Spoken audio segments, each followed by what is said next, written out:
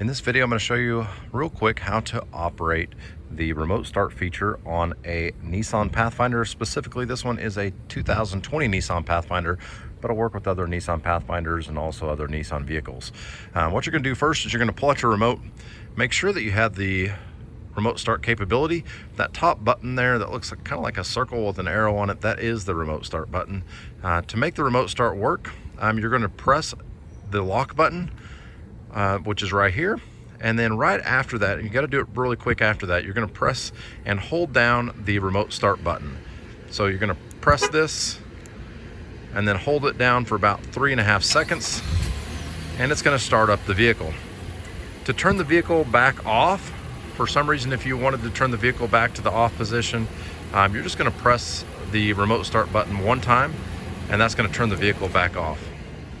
Pretty simple. If you have any comments or questions, leave them in the comments section. If you thought this video was helpful, please give it a like. Subscribe to help us make more videos just like this.